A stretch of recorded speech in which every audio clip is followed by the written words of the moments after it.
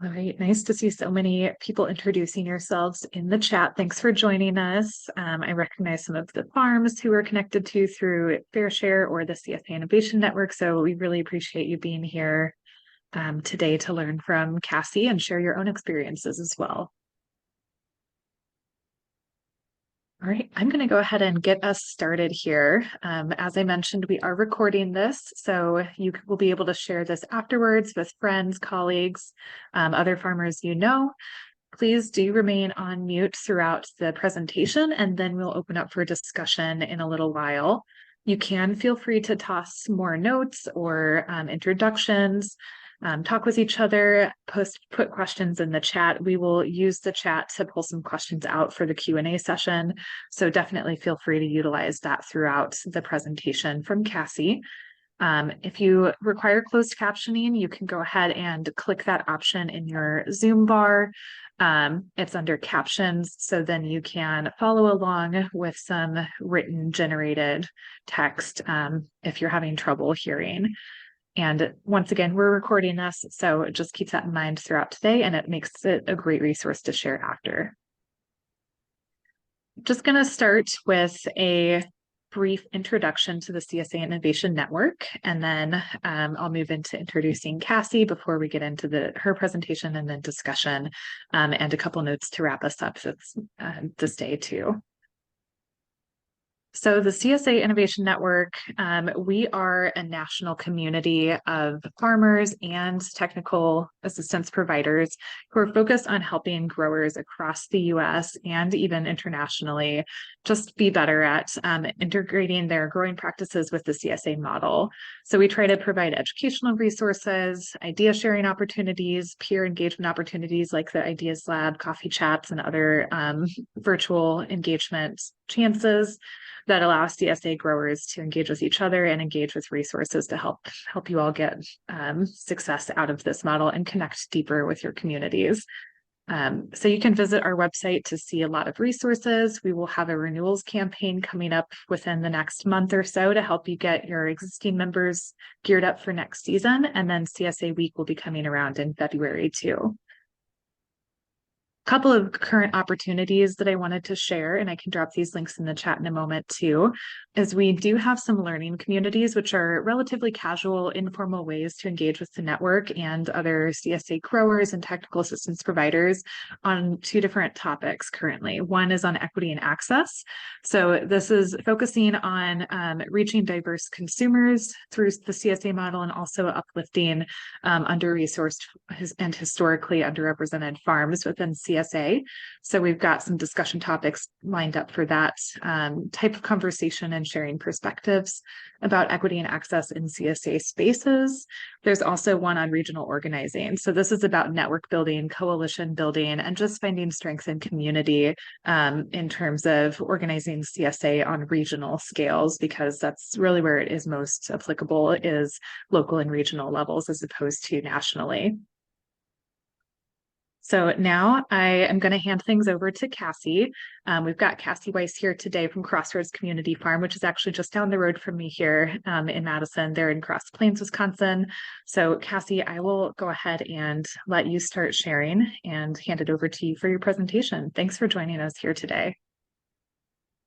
All right, thanks everybody for being patient. My name is Cassie Weiss, and I own and operate Crossroads Community Farm with my farming partner and ex-husband, Michael Noltner. We are a queer-owned farm and operated. We're based in Cross Plains, Wisconsin, and we believe everybody deserves healthy food. I'm going to talk a little bit about the nitty-gritties of our farm, just because I know people like to sort of situate what kind of farm we are. But basically, you can see here on the slide some of our focus areas for our farm. I'm not going to go into that right now, just have it there for your interest. I can't click, Sadie. Let's see, maybe. Okay. So Crossroads Community Farm, this is our 19th year growing. We are a for-profit entity. We're a member-owned LLC. We also work with the Neighborhood House of Madison, who acts as our fiscal sponsor. so that we can apply for grants and accept tax-deductible donations for food access work. So just to situate you a little bit, we're 30 minutes west of Madison, Wisconsin. Our farm is located on land that was stolen from the Ho-Chunk Nation. Like I said, it's our 19th season. We have 28 acres of organic vegetables in production on a combination of owned and leased land. We serve 850 CSA members total. We pack out 550 boxes a week during our summer CSA season. 11% of our members, and I say that because you'll learn through a program that the folks that are in this category aren't actually in our system as members the way other paying members are, but I'll explain that later. But about 11% of our members are low income, and they pay nothing for the vegetables they receive. We also send a lot of vegetables to community partners like pantries. That is also part of our food access work.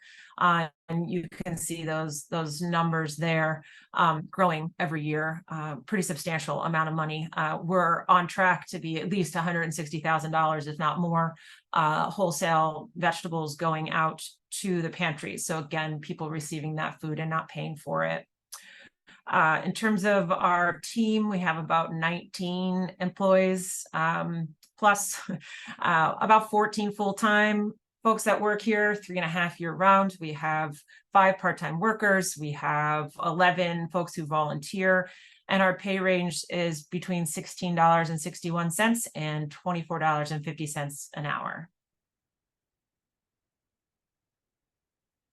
All right, so Sadie asked me to sort of present 3 parts of our food access work, and I'm going to go through the first 2 really briefly. The bulk of today I will be talking about our Purpose Grown project, but I am going to talk a little bit about our reparations work that we do, the Farm to Food Bank work that we are part of, and the Purpose Grown project. So I'm going to talk about those first 2 pretty briefly, and then focus more for the rest of our talk. So Sadie, can we go to the next one, please? All right, so as I mentioned before, our farm is on land that was stolen from the Ho-Chunk Nation. And about 4 years ago, I made the decision, and I say I because my farming partner is very lenient with me and lets me pretty much handle all of this food access work, and I get to do whatever I want in this department. And he will check it off and trust me to do what I think is right for the farm. We started to charge a reparations fee. I will be the first to say that I think there could be much more done here, and I feel pretty uncomfortable that this is all that we do about it. We own this land because both of us came up with a lot of privilege, and you know, our college educated, came out without loans, and we're able to finance and purchase land. And now we own this land. But the history is such that it's ours and it's not ours. So this program is very small, and I am thinking about how I want to make it bigger as we go. But the idea is that we want to be supporting BIPOC farmers. That's kind of how it started. So at first I started charging a fee when people sign up. It's a $6 fee. Just $6 on, you know, for some people they're paying upwards of $700 for, you know, eggs and vegetables and the thing for the whole season. I definitely lost members doing this. People were extremely upset with me that I was basically saying at the end of the sign up process, oh, and here's the $6 fee, and there's no way for you to get rid of it. People would ask me to send the money other places. They weren't comfortable with the politics. And eventually I just decided that I wasn't going to do any of that. You either just pay the reparations fee or you can join a different farm. And that's the line that we've taken. So if you are a member of our farm, you do have to contribute a cup of coffee or 2 worth towards reparations. And if you can't do that, we'll let someone else beat you.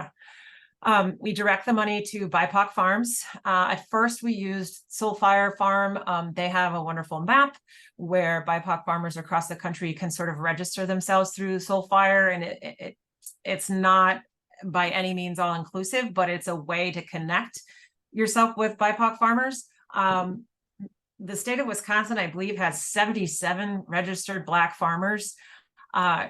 there's not a lot of BIPOC farms happening. And so I really relied on this map at first to try to make connections with other farms, and basically called them up and said, hey, I'm collecting this money. Do you want it? And I've supported several different farms in the last few years, and just sent them the check of all of the fees that I collected. Last year, I started a relationship with the Winnebago tribal farm. They're out in Nebraska. This is Ho-Chunk Nation. They also go by the name Winnebago, and they have an organic farm that they have been starting. They also do huge conventional row cropping as well. But we sent all of the fees to that farm, totals around $3,500 a year. So in questions at the end, I'm going to ask people to hold questions, partly just because I can't see them in the chat, but that's probably all I'm going to say about our reparations program. It's actually a pretty small thing that we do. I had to work with a software company to get them to put that language on there. And outside of that, it's fairly simple. A member just has to pay it. It shows up at the end of their bill as just a $6 fee on top. So, yep. Next slide, please. So the second part of our food access work, by the numbers, the sort of dollars and the amount of food, this is actually like the largest part of food access work that we do. But I'm not going to talk about it a lot today, and there's a reason for that. This particular program is amazing, but I don't necessarily think that it is something that can be easily replicated by other farms. And part of what my mission has been in these last 4 years that I've been doing food access work has been trying to figure out ways that other farms, no matter what size they are, could scale up or scale down, but replicate these concepts so that we can feed more people who can't afford to pay for it. This particular program is amazing. It's, $160,000 last year we sold through this program, but there are so many community partnerships, so much bureaucracy, so many different layers of things that led to this happening, that if you're just a small farm, this isn't easy to replicate. So it's awesome and amazing, but not really what you're here to learn from me today. But I will mention it because Sadie asked me to. So the idea of farm to food bank is that local food pantries and other organizations that are doing emergency food relief purchase produce directly from local farms and distribute those fresh vegetables to the populations they serve. This turns the emergency food system on its head, because traditionally the system relies on donations, which means food that farmers can't sell, food that grocery stores can't sell, aka low quality food, and trying to basically not waste it, right? So the traditional food emergency system's like, hey, let's not have food waste and let's feed people who need it. That's a good thing. I'm not saying it's bad. What's innovative about this program, however, is to say, you know what? Everybody deserves healthy food, and everybody deserves high quality, fresh, nutrient dense food. So what happens when a food bank decides to pay a farmer for food so that they can pay for first quality, high quality food, and then get that out to people? This all started in the Dane County area in South Central Wisconsin. When COVID happened, CARES Act money came through. Tony Parisi, who is like the county exec here in Dane County, basically said, hey, we're going to take this money and use it, but 50% of it has to be purchased from local farmers. So it was a really progressive move, being like, hey, why don't we also support local farms that might be in trouble during COVID and feed people who are in trouble? So let's help more of our community. Very cool concept. A lot of that money from the CARES Act and federal COVID relief money has now dried up, but Second Harvest Food Bank has been working really hard to continue funding that. Tony Parisi on the county level and the County Board of Dane has also been continuing to fund this work. And so it's really incredible. Farmers like myself get paid top dollar for high quality food, and we sell it directly to the pantry. Then the pantry is serving people who aren't paying for it. So it's a pretty amazing program. Again, so many levels of bureaucracy. The one organization I really want to highlight, however, is Garden to Be. Garden to Be is, they still grow a little bit, but they were farmers. Now Scott Williams runs this farm. It's become a quasi-local distributor. And Garden to Be and Scott Williams, they were key in trying to like sort of create language across the board so that this was possible, so that big, huge entities like Second Harvest could work with much, much smaller entities like my farm. He was so key in making this happen. So it's a really cool program. You can learn a lot more about it on Second Harvest website. I think that's all I'll say about that for now. Okay, so what I want to spend most of today talking about is what we call the Purpose Grown Project. I'm going to talk, you'll see this slide a lot, just so you know what I'm talking about and where I'm at. Maybe it's for me a little bit too to stay organized. I don't know. I'm going to talk about the history of this program for our farm. I'm going to talk about underlying ideas and principles that sort of drive this work. I'll share with you the mechanics of how this project works on the ground at our farm and in the community, how the food gets distributed. I'll talk to you a little bit about how it's funded, or a lot about how it's funded. You're going to have questions about that. And then just some final thoughts about it, mostly about efforts we have to expand this work and work with other farmers who are interested in doing it, and also just the limitation of working in the emergency food system. So that's what we're going to do. Okay, so I want to, this is going to kind of be in the background, but I want to talk a little bit about the history and the overview of how Crossroads started to do this work. And it's kind of personal on the one aspect, but I got into farming because of the environmental aspect of it. I believe in growing food in a way that doesn't damage the planet. And it's the small contribution that I can make towards, all kinds of global problems. Then, I really started with a lot of the Black Lives Matter things happening, really started to try and educate myself about, okay, I've been farming now for 14 years. We have all the equipment we need. We're paying living wages. We have solar panels. We're trying to do all the environmental things. What else can we do? And how can we leverage who we are in community and be more helpful on the social side of issues and working on food access? So all of this program, I'm not going to talk about my own personal education, but there was a lot of personal education and taking community classes and things like that to really situate and better understand my own white privilege and figure out what I can do from where I'm at in my community to do something in the direction of food access. When I started really looking at this, there definitely are initiatives in our area that are working to feed people who can't afford it. So, as we all know, the CSA model, the local organic vegetable model, it's not cheap, right?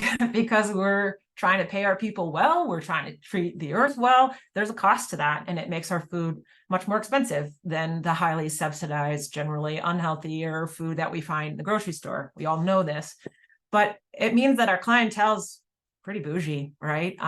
They're upper class, most of them are white, they're highly educated. It's a pretty narrow clientele that our farm has.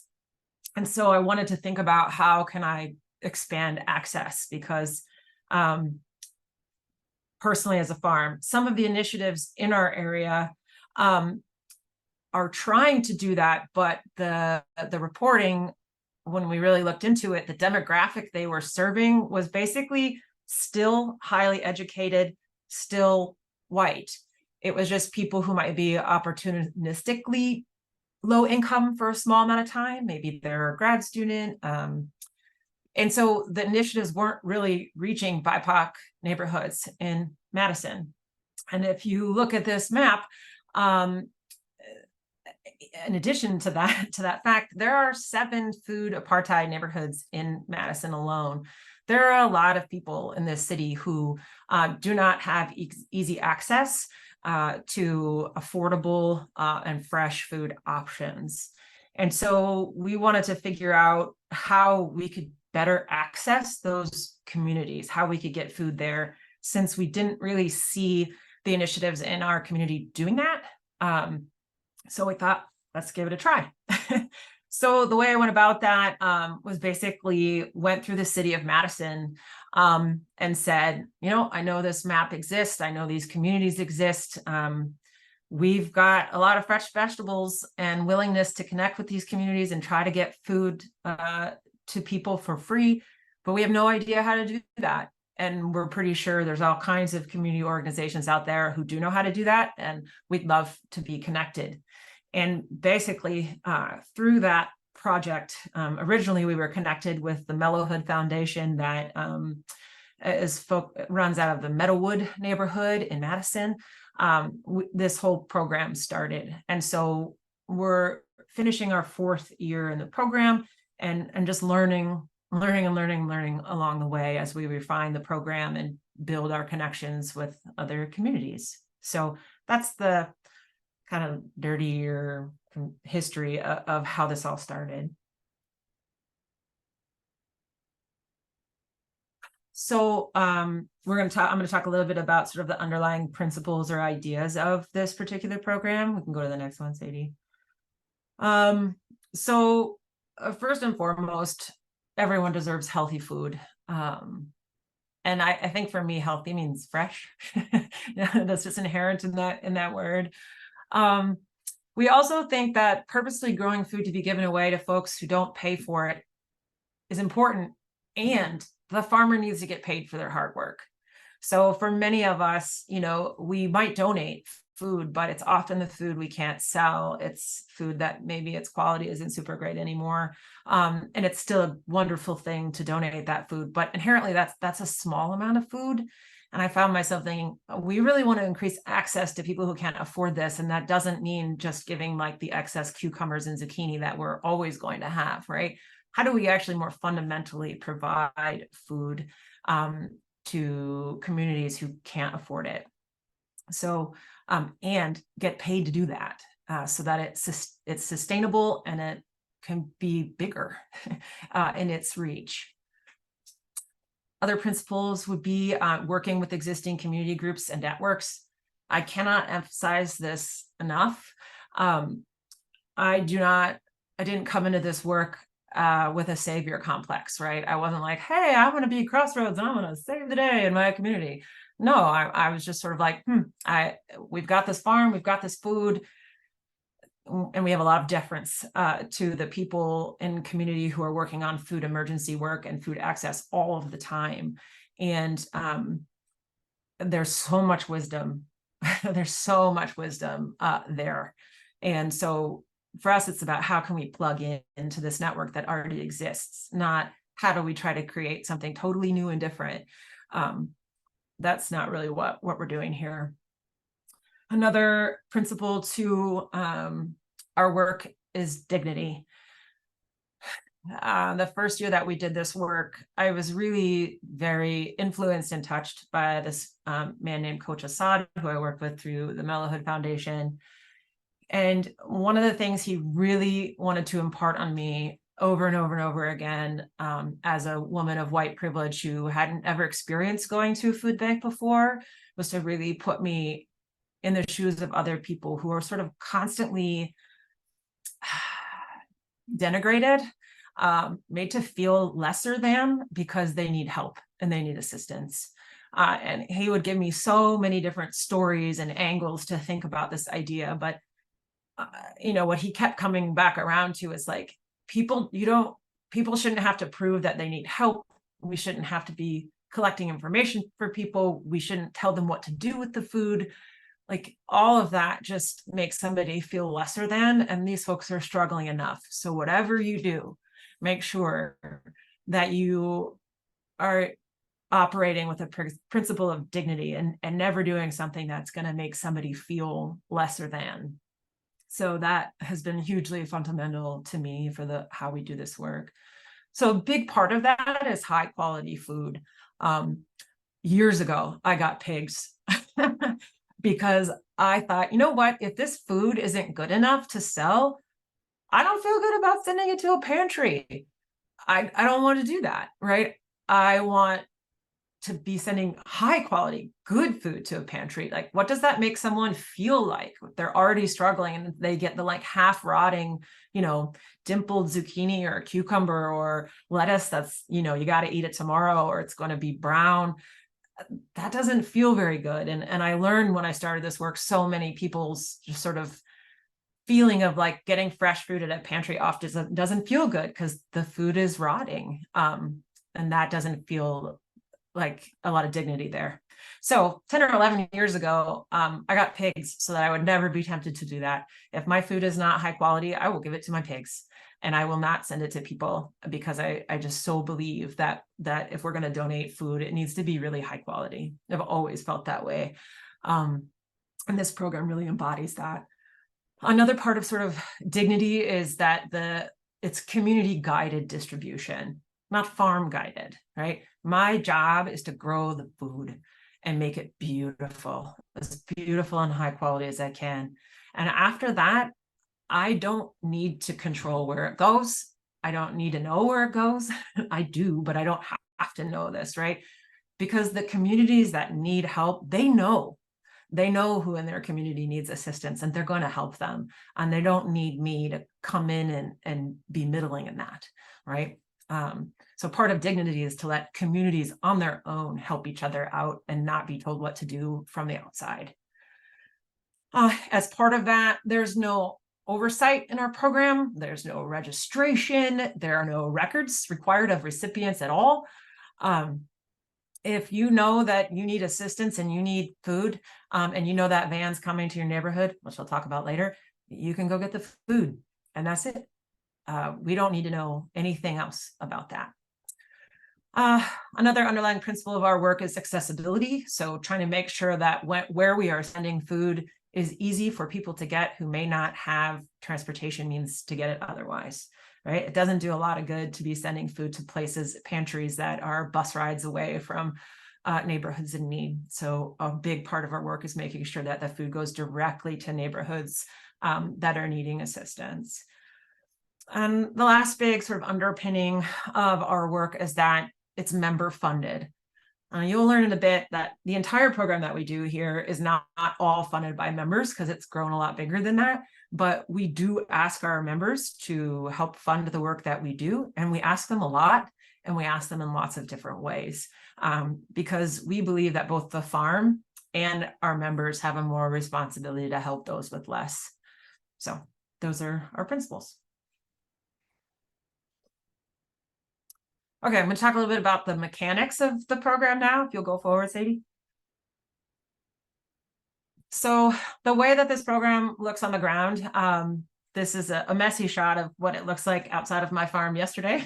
And this van that you see there and the boxes of food or these crates of food going, this is the crux of our program. So during the 20-week CSA season, we send out 100 boxes or equivalents of boxes every week at a $25 per box rate. So a little bit smaller and priced than our regular CSA member boxes. And we do that for all 20 weeks. So 100 boxes per week for 20 weeks. The cost of that is $50,000. So in other words, we give away $50,000 worth of food to people who don't pay for it, but the farm is not totally donating all of that, right? We are raising that money elsewhere to fund the 50,000. The boxes are unboxed. They're packed in open crates, as you can see here. So we just, if it's like, 100 red bell peppers, then we'll count out that many peppers and put them in open bulk bins. And then we send the food out. I'll talk about that more in a second. Sorry, this is the first time I've done a talk where I can't see people and it's really disorienting. I'm a huge people person, so it's weird not to see you all. So the other part of this program is it's culturally relevant.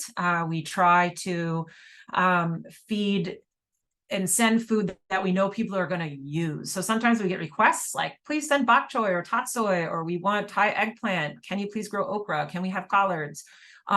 We try to meet these requests when we can, and we incorporate in our growing program how to raise new things. So like we started growing collards 2 years ago because that was a big request. Tatsoi, bok choy.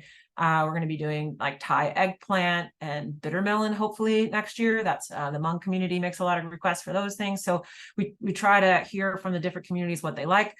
And on that same note, we also don't send foods that we hear that they don't take. So beets, kohlrabi, fennel are all examples of items that we would never put on the truck because a lot of people don't know what to do with them. And so we don't want to send food that people are unfamiliar with. So we send out 100 box equivalents every week. And the deeper mechanics of this are 40 of those equivalents we deliver on our own truck to Badger Prairie Needs Network, which serves the Badger Rock Food Apartheid Zone in Madison. So this food actually does go to a pantry, but it's situated and serving a food apartheid neighborhood. We got to that number 40. That is something we talk with the pantry about every year. This was at first we did 30, and then they wanted 35, then they wanted 40. And then last year they were like, we could take 80. And I said, I can't, I didn't raise enough money. I'm so sorry. So we send them 40 and they blow through it because with inflation and post-COVID, just more and more people are needing assistance. So that's where 40% of the food goes on a weekly basis. The other 60% is picked up and distributed by Healthy Food for All. So that's what you see right here, this white van. The model here is real simple. We fill up the van with the equivalent of 60 CSA shares worth of food. And then Alex drives the van to various neighborhoods and food apartheid neighborhoods of Madison. And people know the van and they know that there's nutritious food inside of it and they come get it. And then they often self-distribute throughout their own neighborhood. So you can see a list here of some of the neighborhoods that are served by this van. But it's pretty cool, you know. We serve Latinx communities, we serve Black communities, we serve Hmong communities in these different neighborhoods. And we're constantly trying to get feedback. But basically, there's a lot of sort of grandma types who know this van, but they will come and like be taking orders on their phone to serve maybe people who can't leave their home or at work and can't come get the food. And so people are really helping their own community out at all of these stops. All of the food gets used every week. If there is leftover food, Alex tells me so that I can learn like, oh, okay, you know, you had leftover cabbage one week, which surprised me. And I was like, oh, okay, well, we won't send as much cabbage next time. So trying to learn what moves and what doesn't, because the last thing we want is it to become a waste problem, right? We want this food to go to people who are using it. And part of that is just getting feedback from all the different locations where it goes. So that is the crux of our purpose-grown produce program. I'm ready, Sadie. Okay.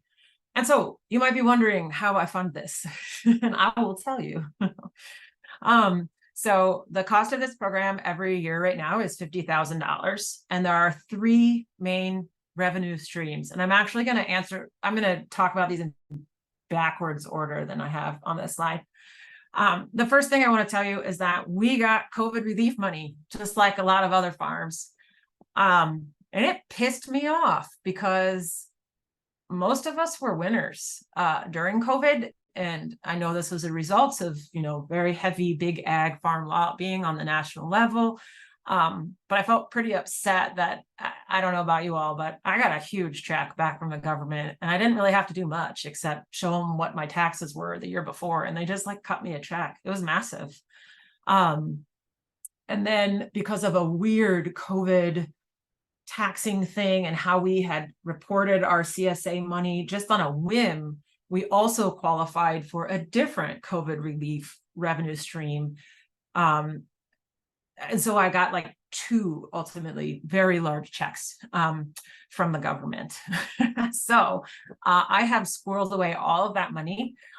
Michael and I decided not to use a single penny of it for ourselves or our farm because we did well. And we thought it was pretty silly that there are people who are really struggling. And then like, here we got this huge check. So we put that in a different account, and the farm pays for whatever I can't fundraise. So that varies, but I would say the farm has kicked in with that relief money. Sometimes upwards of $20,000 comes from us self-funding, which I know is a little bit against this idea of farmers should be paid for their money, but I just sort of look at this as a grant, right? We didn't do anything to earn this money. We just got the check. So I consider it a grant, a COVID grant check. But I just want to be really honest about that, because when I think about funding this program, once that money runs out, it might change a little bit, but I have it sort of slated out for about 9 years of use. So that's one of the streams to pay for this. Another is grants. We'll hop up to the other one. We have a fiscal sponsorship now with and partnership with the Neighborhood House of Madison. So they're a nonprofit organization. They have a small pantry. They work really closely with Healthy Food for All. To be honest, sometimes I don't even understand, like they share employees, and it's it's a little confusing. So both the groups, like they work really well and a lot together, but basically Neighborhood House, you can do something where you become what's called a fiscal sponsor, which means if you're a 501c3 nonprofit, and you're working with a nonprofit entity who's doing sort of nonprofit-y work, you can be their agent. In other words, you can take in money for them for that effort.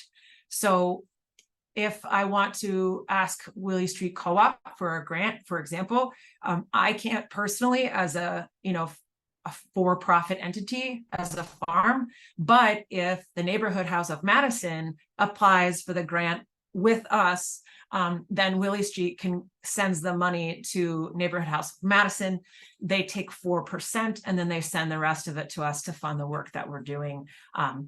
This is something, as a nonprofit person, it took me a while to wrap my head around how this all works. But basically, it allows a for-profit entity to begin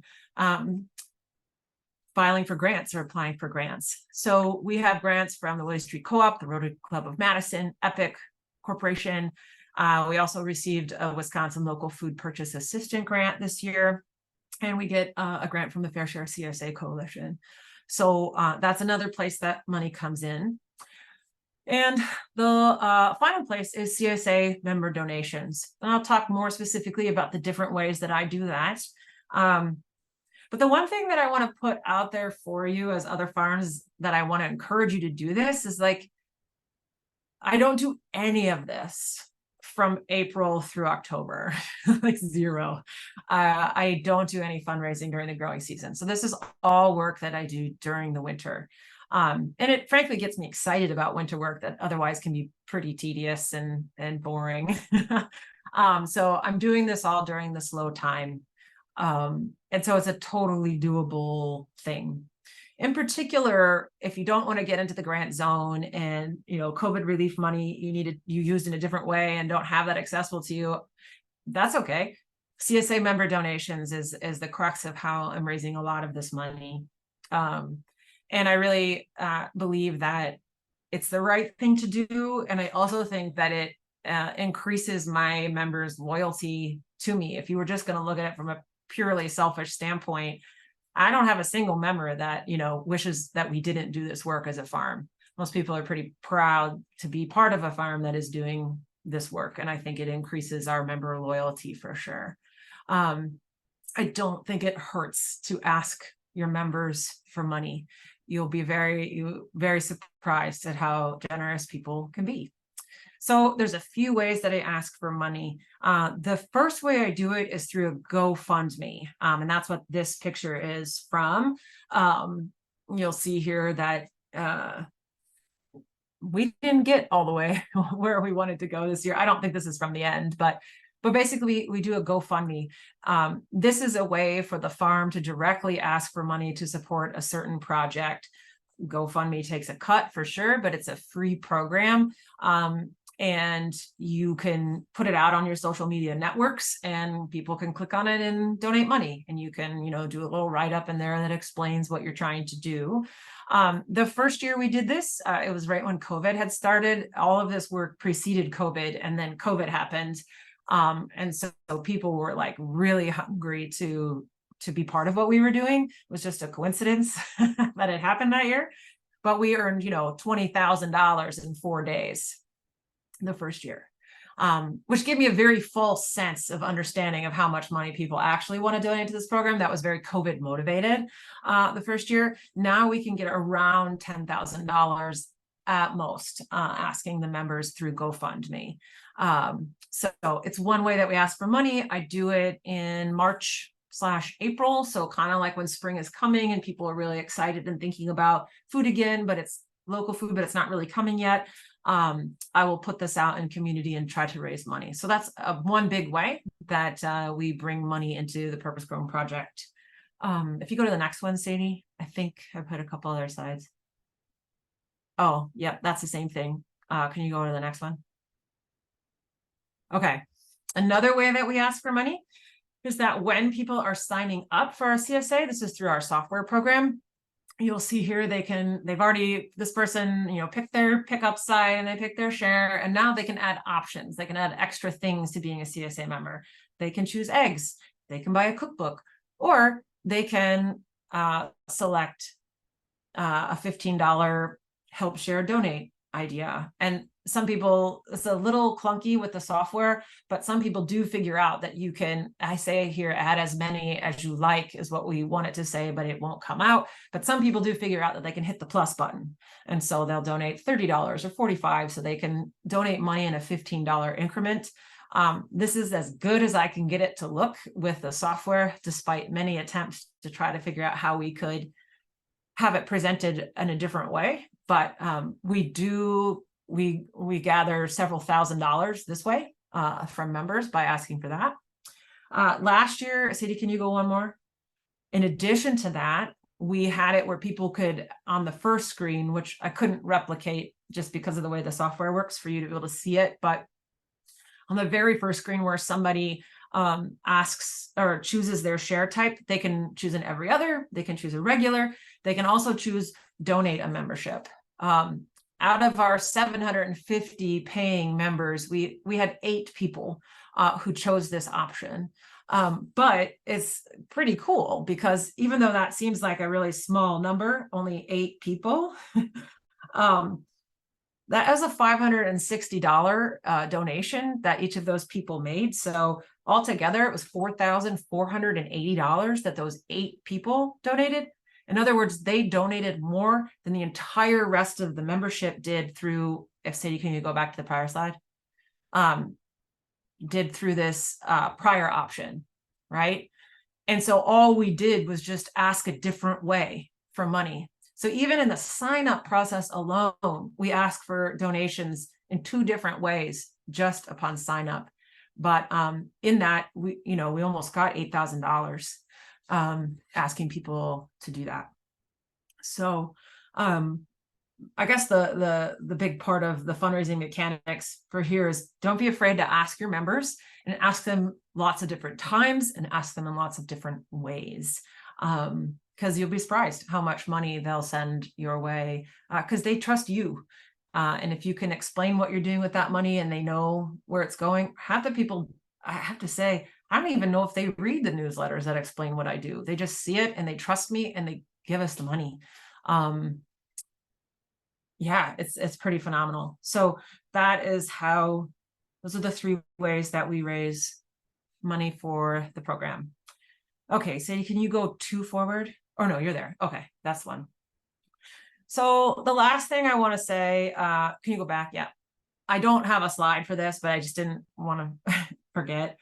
Last things that I want to share about this program is that 2 things. One, we've tried to work and have been working with other farms who do this work. So through Healthy Food for All, myself, and then Rooted, the 3 of us have worked on this a lot. And then last winter, we sort of actively tried to recruit other farms to do this same thing, to ask their members and have member-driven fundraising to feed folks for free, where Healthy Food for All is like, yeah, we'll come pick it up. You raise the money and you sell these shares and we will provide the logistical transportation piece. we, so yeah, that's pretty exciting. We did ask for a grant and we got one through Epic. So Epic used to just support my farm individually. And then I was like, hey, there's actually like Rooted is doing this, and Squashington Farm is also starting to do some of this work. So here's what it would look like. Here's all the places all this food would go and how we would get it out. And will you give us more money? So instead of giving Crossroads 10,000, they gave the 3 farms collectively $25,000, right? So we're realizing if we join together as farms and ask for money, we can get supported at higher levels. And we want to expand this. I think one of the really tricky things is we do not want to become a mechanism for people to get grant money from us. That's not what we're doing. We are growers that are trying to work together to grow purposely grown. We call it purpose grown because we purposely grow it to give it to people who don't pay for it, right? But we need to fund that somehow. And so we are trying to increase the number of farms that want to do that work, that want to ask their members to support this style of work. So if you're interested in being part of that, I do hope that you reach out to me, because we're trying to help other folks do this, other farms do this type of work as well. And then the final thing that I want to say about this work is just to put it in context of what it does and doesn't do. I wish that this program was fundamentally changing something about our food system. It's not, and that's okay. Food access, the emergency food system, it's just a gaping hole that it's not changing, right? The need is not going away. But what we are doing is saying, you know what, the need is there. The need is not going away. So let's at least get healthy, fresh, nutrient-dense food out to people who want it and need it and can't afford it otherwise. We're not fixing anything. We're not fixing a big broken system, but we are trying to, what we are doing is trying to help others with a little bit more dignity in the food emergency system. So that's all I have. Thank you so much for your time. I really appreciate you listening and being part of this today. And I look forward to answering questions.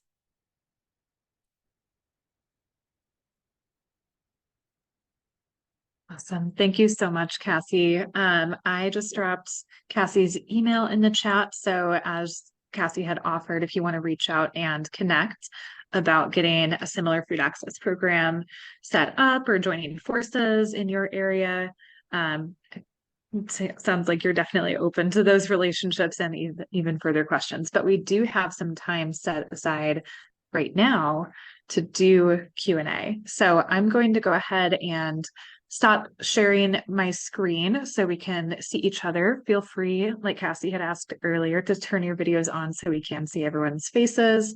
You can also either type questions into the chat, or you can feel free to unmute if you want to, pipe up and be able to speak in conversation. I'll start us off with just a few questions that were submitted during the webinar registration process so that can get the gears turning a little bit.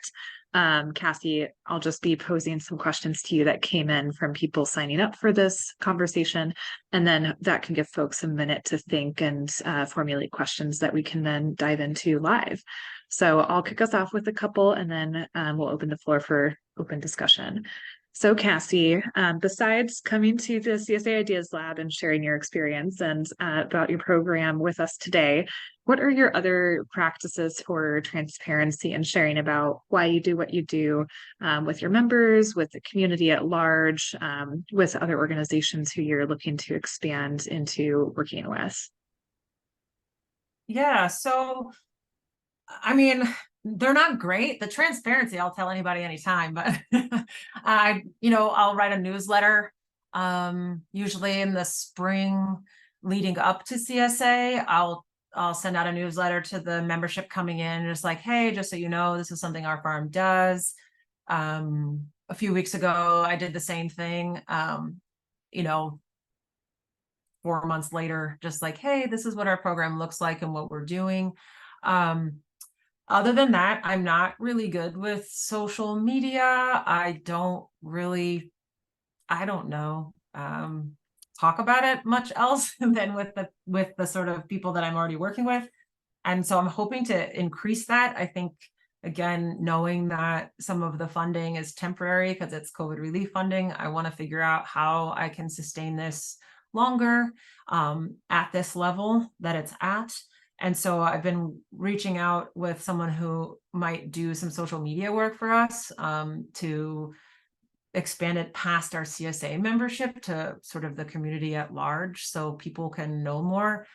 I mean, I have like a page on our website that loosely outlines this work, but nowhere near detail for someone to really know.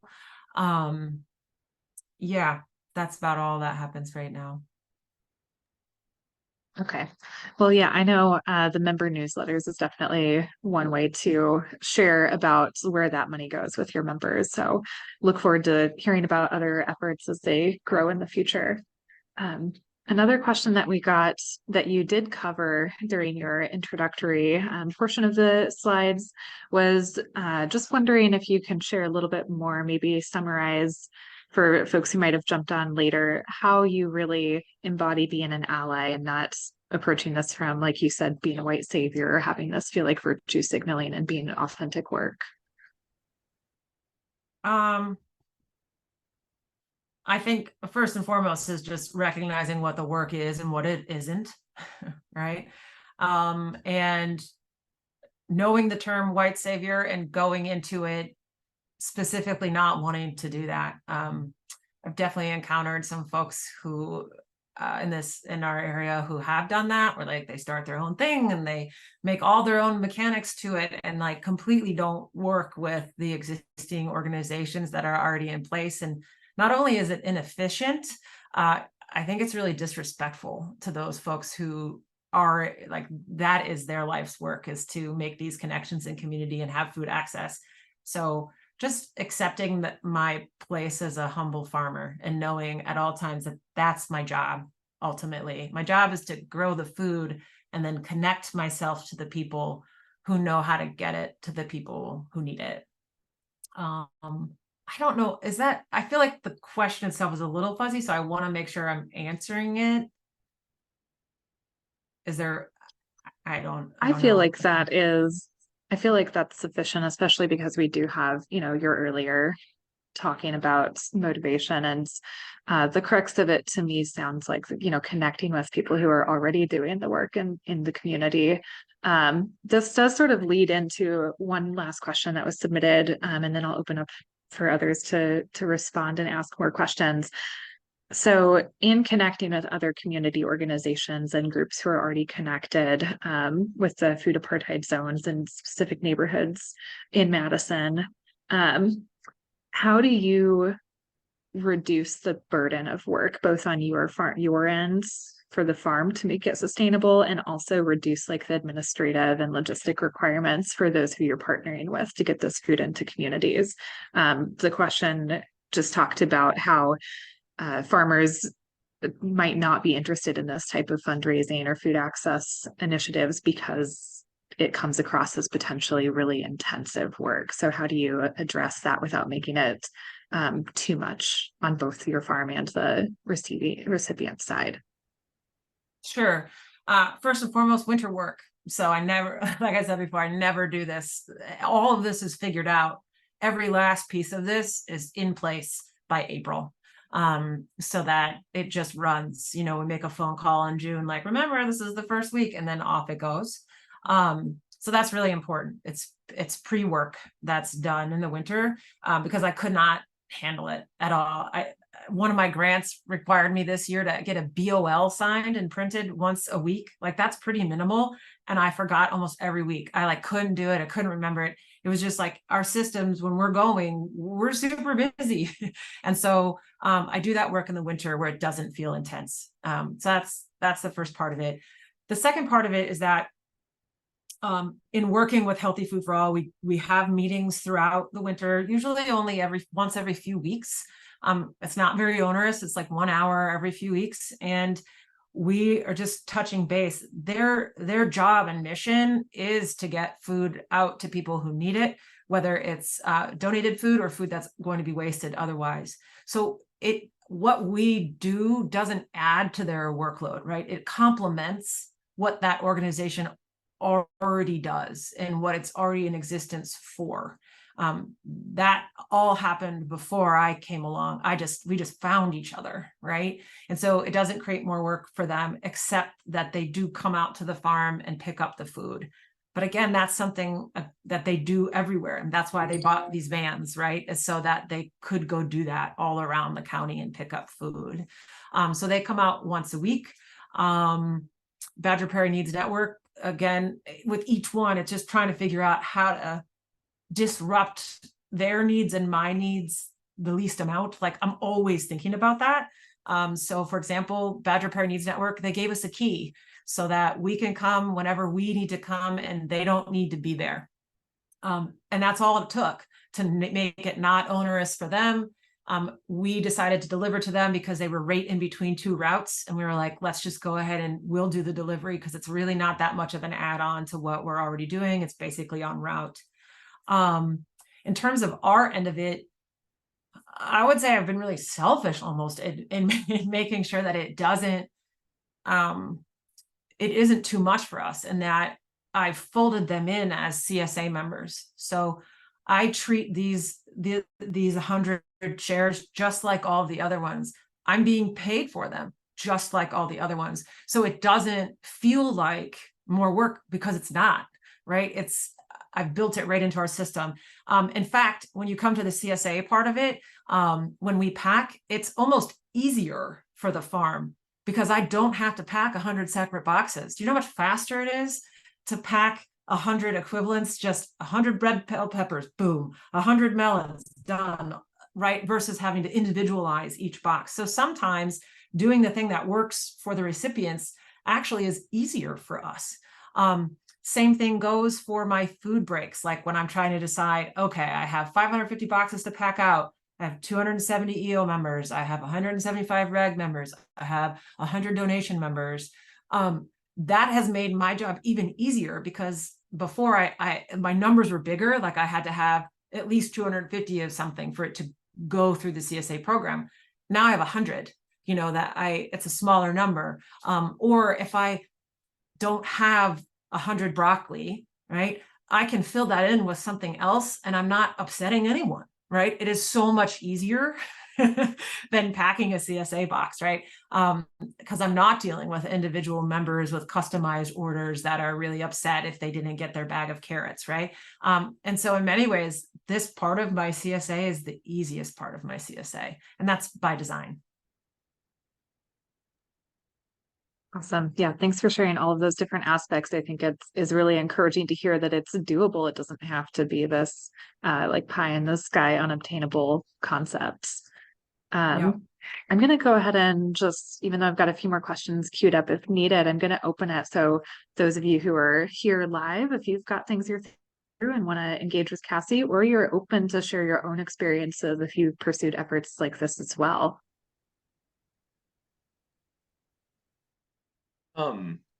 I manage a farm owned by a nonprofit food bank. So we're looking for more effective ways to use the produce that we have. And I guess I'm also wondering if you know anyone that does this kind of work within the scope of a nonprofit. There are a lot of benefits to being connected with the food bank, but also sometimes, we share board members, we share donors and supporters, and sometimes it can kind of feel like a conflict to their main work and main mission if we're trying to do something like fundraise for donated shares or something like that. But I'm curious if you, I guess, have any thoughts on that or know anyone doing work within that space. I do. Where are you located? Lubbock, Texas. Texas. Okay. So the other farm that does a lot of this work is called Rooted, and they're out of Madison, and they are like you. They're a nonprofit. They're not directly connected to a food bank like you are, but I know that they have similar competition, I guess, for asking for money. And one of the things that's happened between like Rooted and myself and Neighborhood House and Healthy Food for All, we just talk to each other. If a grant comes up, we almost strategize. Which one of us would be most able to get this grant, and how would we share it across? Can we share it across? Or nope, we're not going to share it. This actually makes sense for such and such an entity to apply for this one on their own. And if they get it, great. So we really are transparent and open and talking to each other about that. But I think Paul Huber, he's the main person, the farmer and the person involved at Rooted with this, who might be able to give you more tips in that direction, because I think our experiences are really different. I get to do whatever I want because, because I'm I'm like my own boss. I don't have to check in with a board member. And I know that makes it a lot more complicated. Thank you very much. Yeah, you're welcome.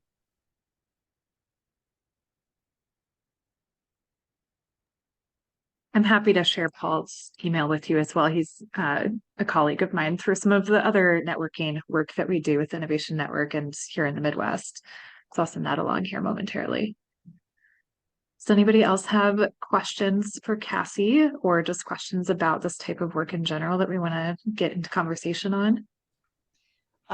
I don't really have a question. I just wanted to say that, hi, Cassie, and yes, we would love to work with you because awesome. We have a apple orchard. Just for everybody knows, we are Southwest Wisconsin, and we would like to implement a program. That's why I'm here, and so I'm all for working together. So I'll email you, and thank you very much for doing this.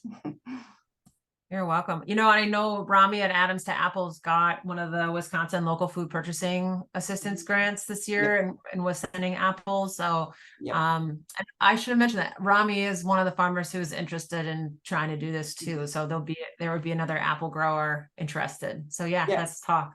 Cool. Yeah, we did get that grant too, and that. Oh, you did? For apple. I use it for applesauce. So yeah, that's awesome, and I'm going for it again. Awesome. Yeah, great.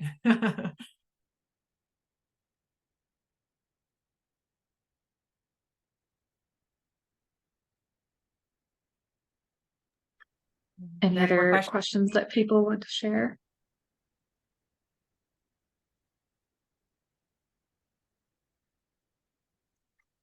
I can share one more, Cassie. You may or may not have an answer to this, but we got a question during registration about tax write-offs or like tax donation receipts. Do you provide that to members in any way? Nope, I sure don't. Yeah, and I've only been asked a couple times for it, and I just tell them, nope, if you want to do that, you can, I'll just guide them. Like, you could give money directly to Healthy Food for All and it'll support the same thing. Then you can get that kind of receipt if that's what you need. But most of my members go, oh, when you say that, they go, oh, no, don't worry. It's not that important, because the trust is with me. They know me. They read my newsletters. They know who I am. They don't know who Healthy Food for All is. So ultimately, they end up giving me the money anyway. So. And that helps keep the admin burden lower on you too, I anticipate. Oh, 100%. Yeah, I don't want to do that. Yeah. Let's see. I can dip back into a point that you had made about growing culturally relevant crops that have been motivated by what the feedback you've gotten from these neighborhood groups and the community members. How do you prioritize or incorporate that into your overall crop planning? Are there conflicts at all between like the CSA member paid preferences versus what you're looking to grow to fill the culturally appropriate needs of the purpose grown project? Yeah, I mean, I would say that I don't want to oversell what we do in that direction. Because I don't feel like it's been onerous at all. We started growing collards, for example, more cilantro, more hot peppers. There's a lot of record keeping from other pantry efforts of like, there's actually somebody did a report of all these different pantry areas in Madison and like what the requests were, right? And so I just looked at those and thought, oh, okay, what else can we get? And I what else could we grow? I talked with Alex, but yeah, I think the other part of it, honestly, next year we want to do more of it. It's just me not knowing how to grow it. Like I've never grown bitter melon. And so it's me deciding like, I'll take a risk and figure out how I'm going to grow this new crop that I don't know. And it's like anything, when you add something new to your system, it can seem really stressful and overwhelming at first. And then half the time you're like, oh, that's not really a big deal. Let's see. What else do I want to say about that? I don't, for collards, for example, would be a really good example that are mostly white customer base.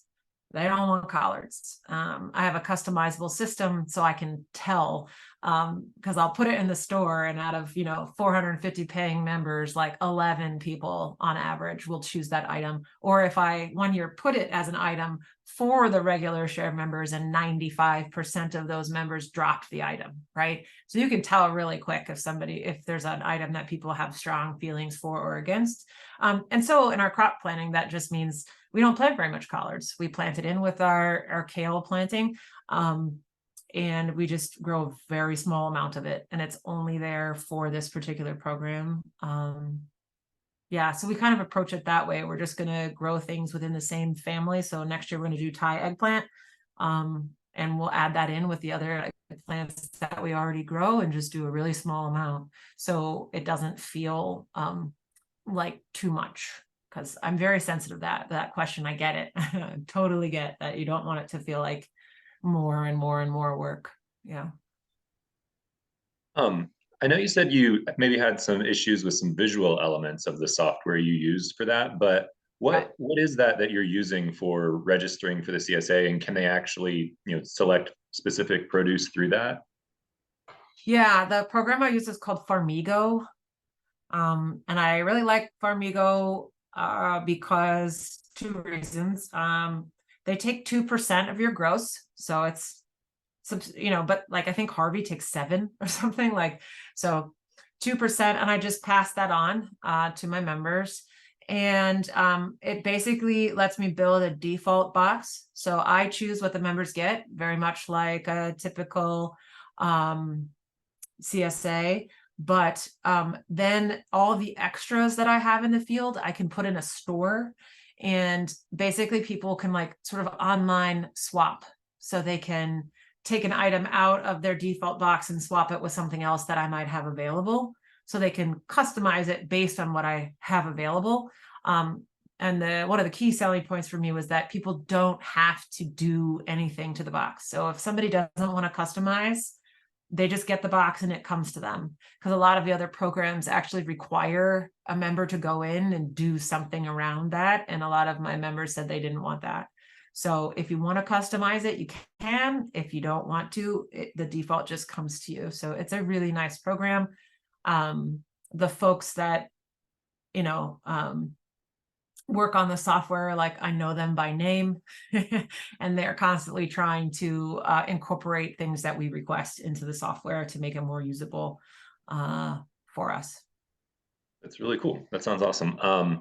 We have people actually come pick up their shares at the farm, and sometimes we have weeks where a lot of people don't. Is there a way for them to maybe indicate where we could know in advance if someone's not planning to pick up, if they're going to be out of town or something? Is there anything they can give feedback through that?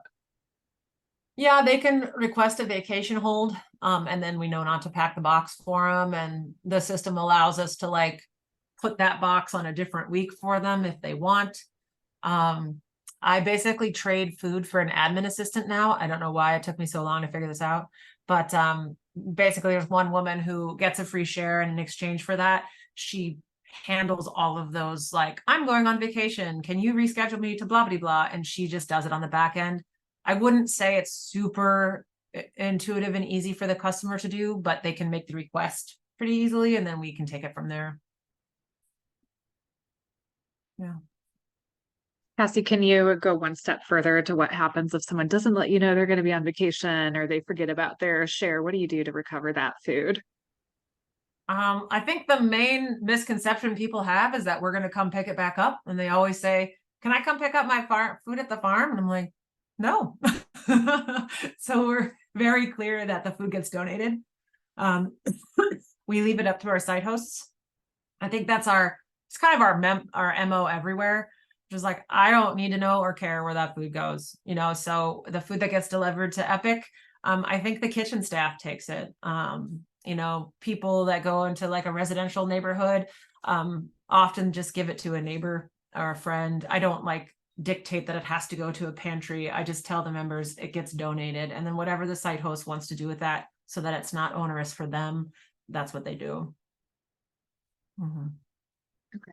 Yeah, great. Thanks for clarifying. I feel like that gets back to the like how much of a hindrance donation processing is for the farm, and you just don't take that into your hands. You're not going to try to get healthy food for all to go to your route and get leftover boxes the next day. So I feel like it's a good answer.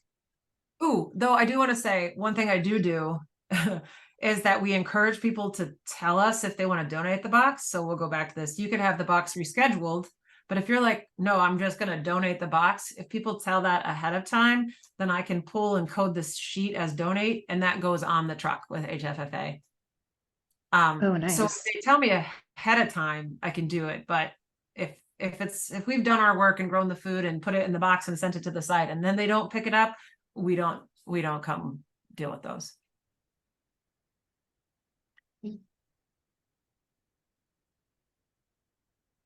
Great. Does anybody else have additional questions for Cassie? Is there anyone on the line who wants to share a little bit about any fundraising efforts you've done yourself at your farm in terms of being able to get fresh farm grown food to people who aren't paying directly for it? I did have a quick question, if you don't mind. So I've been having people coming in and out the store, so I heard like pieces, but really great. For everything I heard was amazing. I love the work that you're doing. I was wondering, I didn't catch, how big is your farm? And then also, I know you said you're kind of still developing the thought process behind it, but I was wondering if you had any like initial ideas or things you were looking into about how to sustain after that COVID funding is kind of running out. If there was any like direction you were kind of moving forward or anything in, I was just curious about that. And it's, if you don't, that's totally cool too. No, that's great. So the first one, size of the farm, we have about 29 acres of organic vegetables in production. And then CSA is about 50% of our farm, and that's 550 boxes a week. So 100 of those are the donate boxes. Yeah. So I have a staff of, every day on staff, I have about 13 or 14 people during the growing season. Yeah. In terms of like funding it for the long term, I do have a couple of ideas. And that's part of what I'll be doing this winter that I'm actually excited about versus like taxes and hiring. One is social media, trying to connect up. I don't even know the language, but I know there are people who you pay to do social media for your farm. And so I do know one woman in the area that I've like initially reached out to and kind of said, hey, can you do this marketing work for us? And if you can't, you know somebody who would, just to try to build up our online presence. And I think if you went onto Facebook and Instagram, for example, you would have zero way of knowing what we do. It's not there at all. I don't really have a presence except to be like, oh shoot, here's the picture of the vegetables we sent out this week, So trying to grow that, because I think for the 40 and unders in particular, that's a really key way to be reaching those folks. And then another thing that I want to do this year is I might be putting like a print piece of paper in some of the like fall share boxes. The people who get the fall share for us are typically, that's a 200 member program, 200 people a week. So these are the diehards, right? That are like eating through December. And I think I'm going to put like a sheet in their boxes that says, are you interested in supporting this work at a deeper level?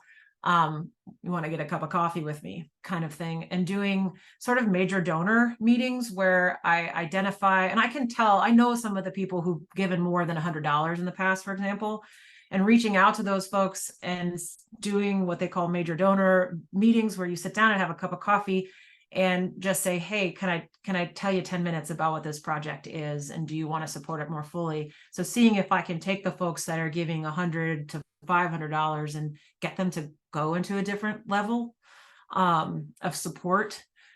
And then just increasing grant work, and that's mostly through trying to stay combined with or in touch with other nonprofits. They are way better at knowing what's out there and building those relationships and asking for them to share with me opportunities that they think would make sense for this.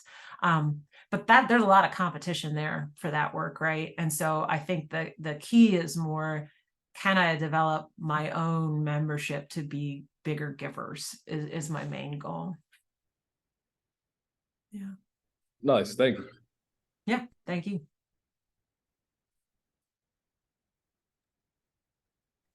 And thanks for joining. Excuse me. Thanks for joining today, Devon. Nice to see you here.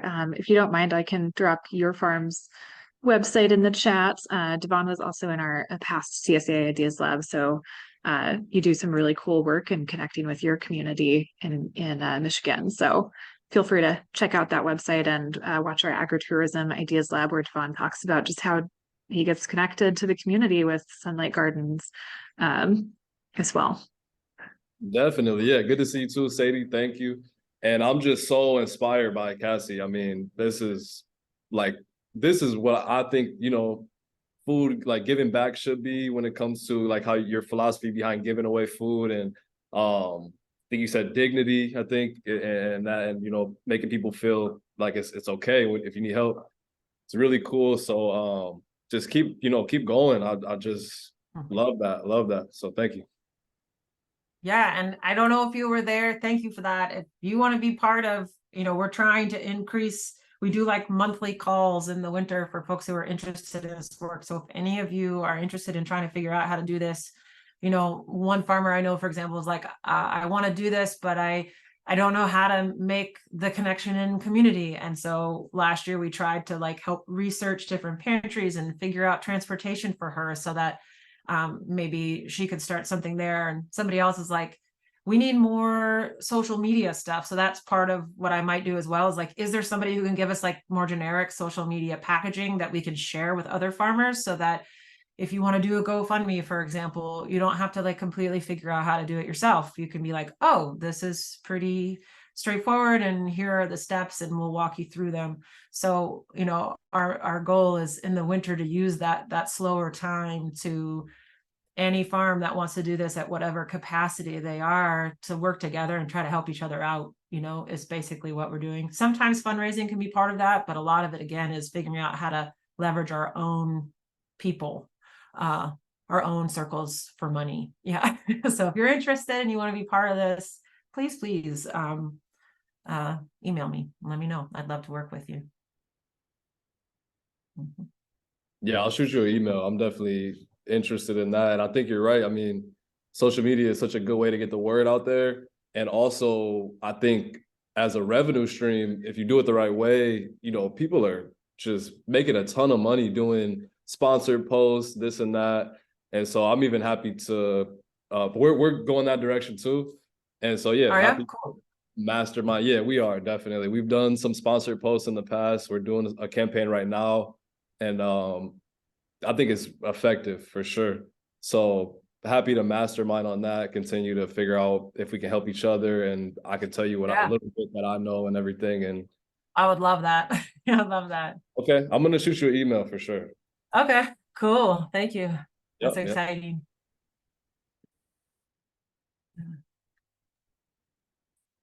This is wonderful. Love to see these connections get made in this type of space.